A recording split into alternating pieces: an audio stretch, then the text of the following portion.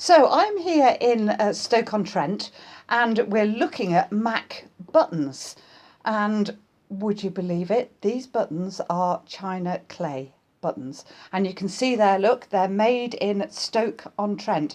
And if any of you know your history, we go back to the Stoke-on-Trent pottery days when they dealt with China clay. And that's exactly what Robert Mack has done with these buttons. He's used China clay. We're going to look at some of the buttons and then we're going to talk to Robert himself. Robert, you've got a different presentation here, haven't you, on these? So tell me about the presentation on these buttons here. Well, I didn't like the initial cards, the little cards with the phone number. Okay. So I decided to make something a bit more picturesque. So I went on the internet. Yeah. And I designed my own cards and stuck the buttons on them. Oh, okay. Hoping that they look better to the purchaser. And that's important to you, is it, having the presentation there for the buttons? Well, that's what people tell me. That's what the experts say. Ah, you've been listening to the experts. Have you done this before? No, I've done birds before. But you've not done buttons before? No. Robert, why did you decide to go into making buttons? Because I was sitting watching a programme on television one night and ladies were talking about sewing. They had a sewing circle and they said the most difficult thing to get was good buttons. And I said, well, I'll start making buttons. Okay, and I can not only see buttons here, but I can also see you've got some jewellery here as well. Yes.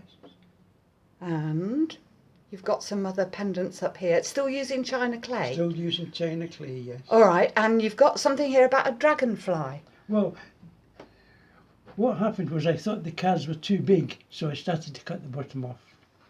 Yeah, okay. And the dragonfly interests you because?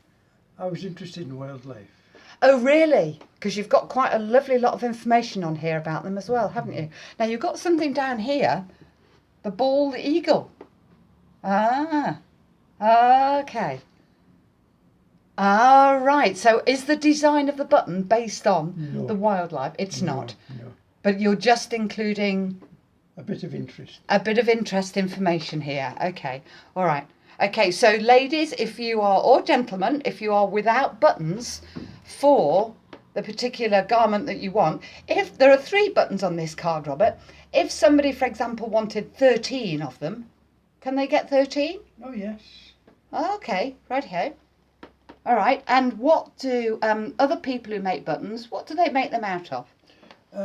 Most of them make, the plastic ones, but most of them make them from earthenware. But earthenware isn't a suitable material because it is very porous. Yeah. It absorbs and retains moisture, and eventually the button breaks down. I see. Whereas okay. these will last for 1,000 years. Will they? Because of the material that they're made Because of the material they're made from. Wow. We're going to talk to you a bit more to find out a bit more about that process and also a bit more about you, Robert, because we can hear you. My goodness, that's not a Stoke-on-Trent accent, is it? No. I've only been down here 47 years. From? Glasgow. From Glasgow. Right, guys, you've seen the buttons. We're going to go downstairs now for a cup of coffee and then we're going to meet Robert Mack himself. He's going to talk to you a bit more about his China clay buttons.